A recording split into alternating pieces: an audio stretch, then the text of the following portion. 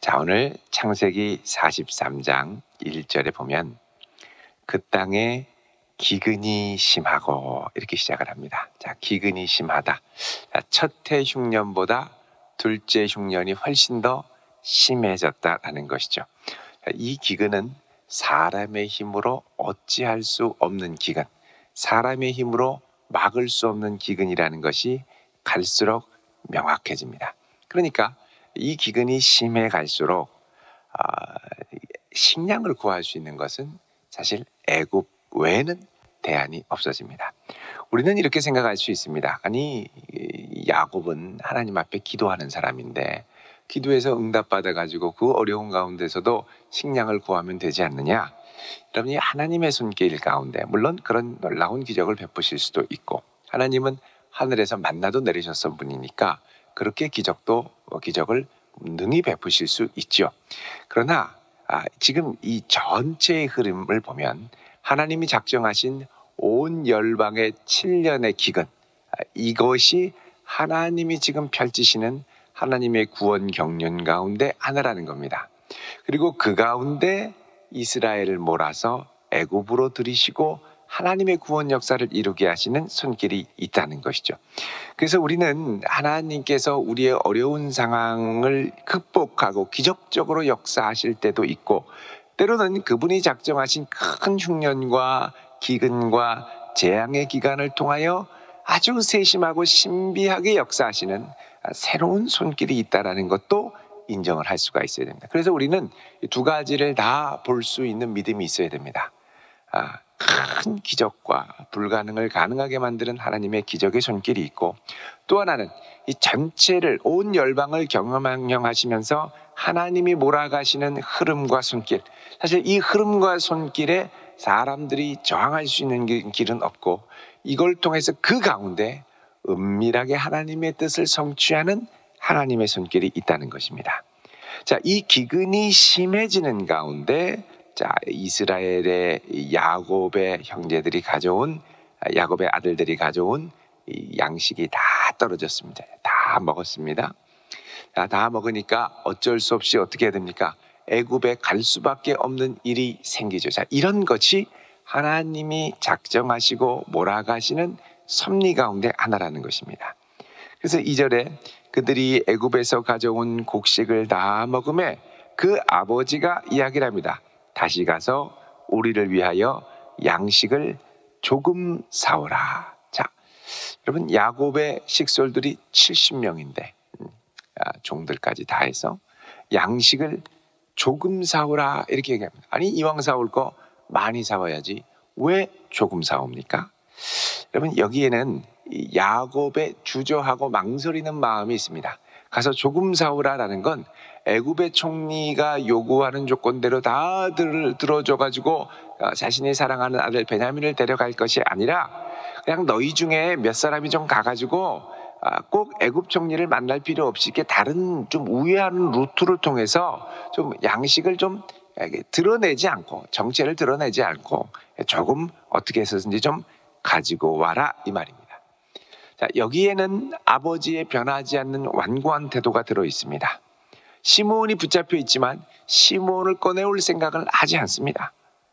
양식만 어차피 조금만 좀 얻어오면 될 것 같고, 어떻게든 현 상태와 체제를 유지하려고 하는 아버지의 완고함. 그래서 여러분, 아버지들은 좀처럼 잘 변하지 않습니다. 아버지가 결단하고 아버지가 마음을 먹으면 가정 전체가 변할 텐데 아버지가 완고하고 잘 변하지가 않습니다. 자, 이 얘기를 하니까 참고 기다렸던 유다가 아버지, 그 사람 애굽의 총리가 우리에게 엄히 경고하면서 말하기를 너희 아우가 너희와 함께 오지 아니하면 너희가 내 얼굴을 보지 못하리라 이렇게 얘기를 했습니다. 그러니까 아우를 데려가야 됩니다. 베냐민을 데려가야 됩니다. 베냐민만 우리와 함께 보내주시면 우리가 내려가서 아버지를 위하여 양식을 사오겠고, 아버지가 베냐민을 허락하지 않으면 내려가지 않습니다. 왜? 거기 내려갔다가는 너희가 내 얼굴을 보지 못하리라 이렇게 얘기했습니다. 5절에 너희가 내 얼굴을 보지 못하리라. 여러분, 이거는 사실 유다가 아버지 야곱이 받을 충격을 줄여주기 위해서 한 말이고, 사실 애굽 총리가 한 말은 뭐냐? 여러분 42장 20절을 보시면 너희 막내 아우를 내게로 데리고 오라. 그러면 너희 말이 진실함이 되고 너희가 죽지 아니하리라. 이렇게 되죠. 다른 말로 하면 안 데리고 왔다가는 죽을 줄 알아, 이 말입니다. 근데 이제 여기까지 말하면 이제 야곱이 너무 충격을 받으니까 내 얼굴을 보지 못합니다. 그렇게 갔다가는 우리는 죽습니다. 이 말을 이렇게 우회적으로 돌려서 표현을 합니다. 그러니까 아버지가 받아들일 정도의 이제 생각, 이 표현으로 자녀들이 최선을 다해서 지금 이야기를 하는 거죠. 자, 그러자 아버지는 이 말과 이 심정을 제대로 헤아리지 못하고 자녀들을 비방하고 원망하고 탓을 돌립니다. 아버지는 변하지 않고 또 아버지의 변화를 요구하면 아버지들은 버럭 화를 내면서 자녀들을 비방하죠. 6절에 보면 이스라엘이 이르되 너희가 어찌하여 너희에게 또 다른 아우가 있다고 그 사람에게 말하여 나를 괴롭게 하였느냐. 아니 왜 동생이 있냐고, 왜 동생이 있냐고 말했냐는 거죠. 그 말 누가 하라고 했냐고. 아버지가 자녀들을 막 다그치며 혼냅니다. 그러자 자녀들이 할 수 없이 아버지, 아니 그 총리가 우리에 대해서 동생에 대해서 자세히 묻고 너희 아버지가 살아있느냐 아우가 있느냐 그러니까 물어서 저희들은 그냥 아무 생각 없이 대답했죠. 아우를 데리고 오라고 할 줄 누가 알았겠습니까? 그렇게 얘기를 하죠. 여러분, 이 아버지, 사실 아버지가 자녀에게 탓을 돌립니다만 인간적인 관점에서 물론 하나님의 손길은 이 모든 것을 통하여 합력하여 선을 이루십니다만 아버지만을 봤을 때 사실 이 모든 갈등과 고통의 원인의 제공자는 아버지입니다. 여러분, 가정의 모든 고통의 원인의 제공자는 아버지인 경우가 많습니다. 근데 아버지는 이걸 제대로 모르고 다 탓돌리죠. 니들 때문에 그렇다고, 엄마 때문에 그렇다고, 상황 때문에 이렇다고. 아버지는 하여간 책임을 안 지고 도망 다니려고 그러죠.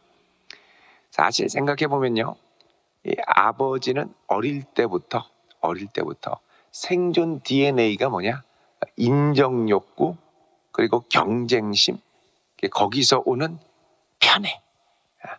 그래서 이제 어릴 때부터 아버지의 인정을 받기 위해 형을 속여서 장자권을 탈취하고, 그래서 쫓겨나가지고 도망갔는데 거기서 결혼을 하면서 레아가 아니라 라헬만 편애했죠.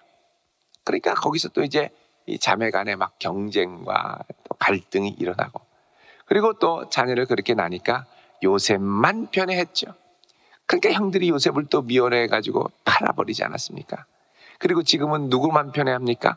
베냐민만 편애합니다. 결국 이 편애하고 편가르고 누가 제공했냐? 원인은 아버지. 아버지가 제공했는데 아버지는 그걸 인정하려고 하지를 않죠. 제일 쉬운 건 편가르면 되고 편애하면 되고 비난하면 되고, 이게 아버지가 생존했던 방식이랍니다. 그러니까 아버지들은 성숙한 아버지도 있지만 대부분 평생 자기의 미숙함을 안고 살게 됩니다. 자기의 미숙함을 뭐라 그러냐? 성인 아이라고 그러죠. 어릴 때 이 인정받지 못하고 편애하고 편가르고 했던 이런 본성이 내 안에 생존 DNA로 있어서 어른이 돼도 이렇게 해소가 되지 않고 조금만 불리하거나 조금만 어려우면 그냥 곧바로 쏟아져 나옵니다. 탓돌리고 너 때문에 그렇다 그러고 쟤들 때문에 그렇다 그러고. 그러니까 아버지가 모든 갈등의 원인 제공자인데 자기는 전혀 인정하지 않죠. 그러니까 아버지가 이랬다고 그러면 인정하지 않습니다. 거품을 물고 이 못된 놈의 자식들 버릇이 없다 이러면서 막 아버지가 난리를 치죠. 그래서 여러분, 이 아버지가 변하는 게 참 쉽지 않습니다. 누가 변화시켜야 됩니까? 하나님이 변화시켜야죠. 그래서 하나님께서는 이 완고한 아버지를 변화시키기 위해 이 기근의 어마어마한 큰 거스를 수 없는 흐름을 통하여 이 완고하고 자기밖에 모르는 야곱조차 변화시키기 시작합니다. 자, 이때 이 아버지의 변화를 위해 묵묵히 있다가 제일 앞장서서 나선 사람이 누구냐? 유다입니다. 8절에 보면 유다가 그의 아버지 이스라엘에게 이르되 저 아이를 나와 함께 보내시면 우리가 곧 가리니 그러면 우리와 아버지와 우리 어린 아이들이 다 살고 죽지 아니하리이다. 다 보내시면 다 살 겁니다. 그러면서 9절에 중요한 말을 하죠. 내가 그를 위하여 뭐가 됩니까? 담보가 되리니 아버지께서 내 손에서 그를 찾으소서. 내가 만일 그를 아버지께 데려다가 아버지 앞에 두지 아니하면 내가 영원히 죄를 지리이다. 영원한 죄인으로 아버지 앞에 서고 내가 이 아버지를 위하여 또 베냐민을 위한 담보물, 대속물, 속량제사가 되겠다라는 겁니다. 사실 이게 온 인류의 죄를 대신 지고 돌아가신 예수 그리스도의 원형적인 대속죄의 모델이 되는 거죠. 그래서 유다로부터 하나님께서 큰 축복을 하셔서 나중에 여러분 창세기 49장에 보면 하나님께서 야곱을 통하여 이 유다 가문을 축복하십니다. 여러분 창세기 49장 9절을 보시면 8절을 보시면 유다야 너는 내 형제의 찬송이 될지라 그러죠. 내 형제의 찬송이 될지라. 그 다음에 내 손이 내 원수의 목을 잡을 것이고 내 아버지의 아들들이 내 앞에 절하리다. 이스라엘의 모든 12지파가 유다 앞에 무릎을 꿇게 되고 유다의 손이 원수의 목을 잡을 것이다. 유다는 사자다.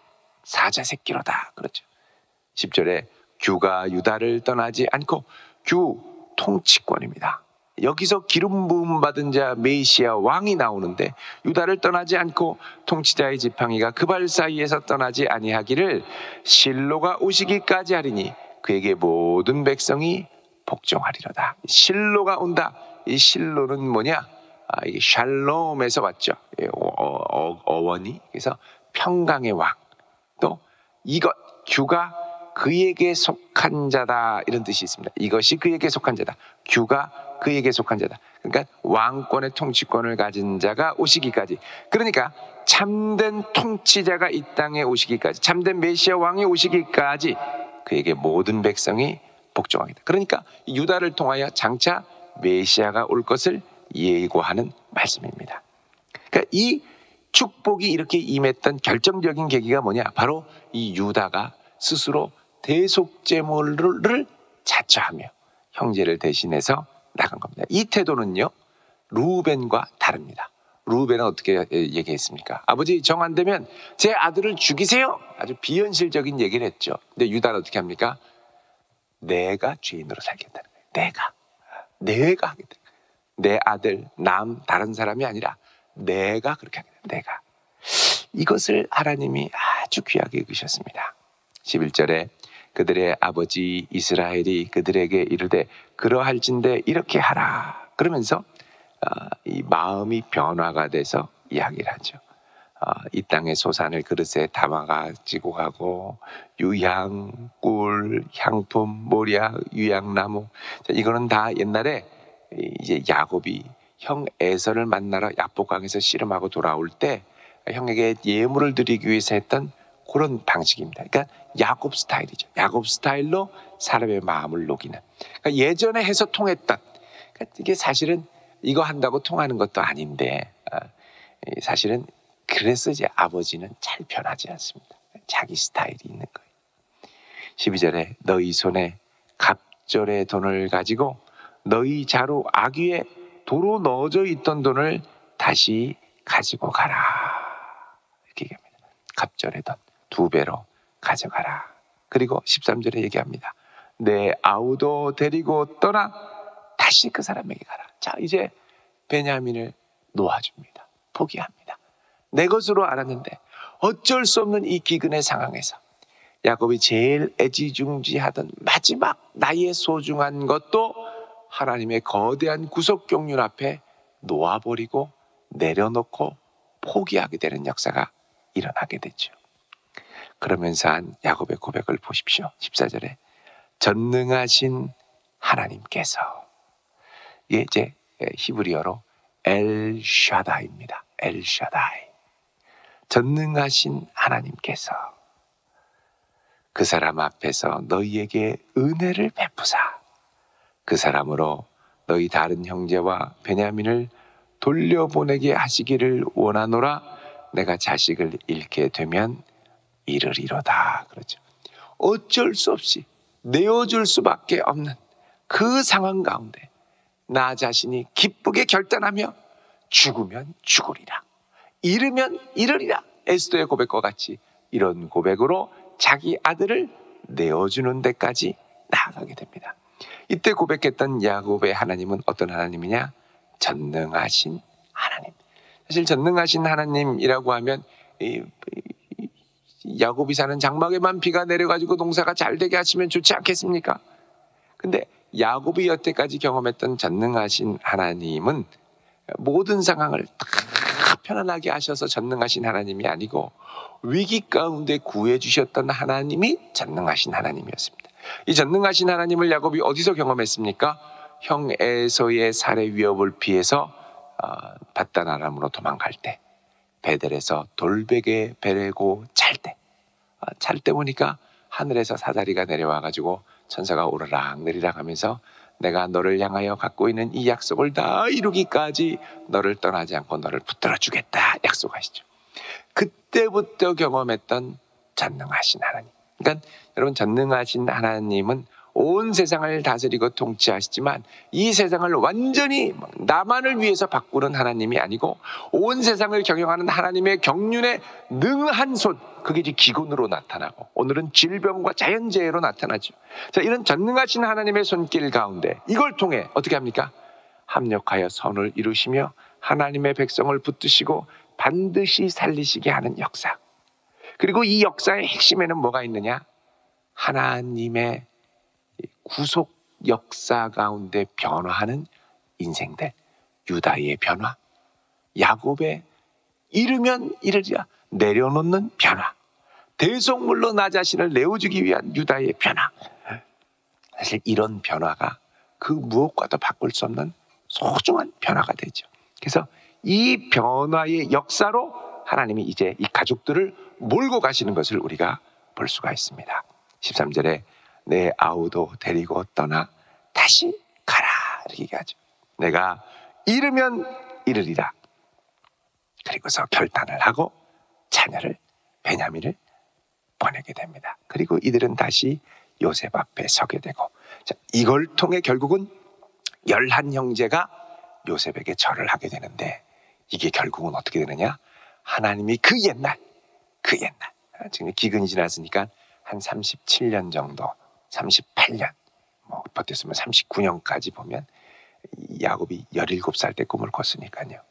22년 만에 마침내 야곱의 인생 가운데, 요셉의 인생 가운데 처음으로 보여주셨던 그 꿈을 성취하는 역사로까지 나가게 됩니다. 그 꿈이 성취될 때는 이렇게 자기 자신을 내어주고자 하는 대속의 마음, 잃으면 잃으리라고 결단하는 내면의 변화들이 포함된, 그냥 단순히 전하는 게 아니라 하나님의 구속의 은혜와 사랑 가운데 엎드려 전하는 놀라운 변화의 역사가 포함되는 것을 우리가 새롭게 발견할 수가 있습니다. 여러분, 우리 하나님은 신실하신 하나님, 전능하신 하나님, 변화시키시는 하나님입니다. 지금 우리가 참 많은 이 코로나로 인하여 어려움 가운데 있습니다만, 이 어려움을 통하여서도 그분의 놀랍고도 능력 있는 손길의 역사, 구속사의 역사, 하나님의 경륜은 우리의 삶에 계속되는 줄로 믿습니다. 이 어려움 가운데 믿음으로 이겨나가며 믿음으로 주를 바라며 소망 가운데 흔들리지 않고 담대히 나아갈 수 있는 그런 복된 성도 되시기를 우리 주님의 이름으로 축원합니다. 기도드리겠습니다. 거룩하신 아버지 하나님, 참으로 어지러운 이 세상 가운데 저희들이 이 세상의 끝을 알 수 없고 어떻게 진행되는지 우리가 이 세상을 다 이해할 수 없지만 우리를 붙드시고 인도하시는 하나님의 손길을 신뢰하며 이 아침에 나아갑니다. 주여, 간절히 기도하오니 주의 뜻이 이루어지게 하시고 부족한 저희들의 인생이 그 역사에 아름답게 쓰임받게 하옵시고 변화되게 하여 주옵소서. 이 한 날도 주께 맡기오며 예수 그리스도의 이름으로 기도하옵나이다. 아멘.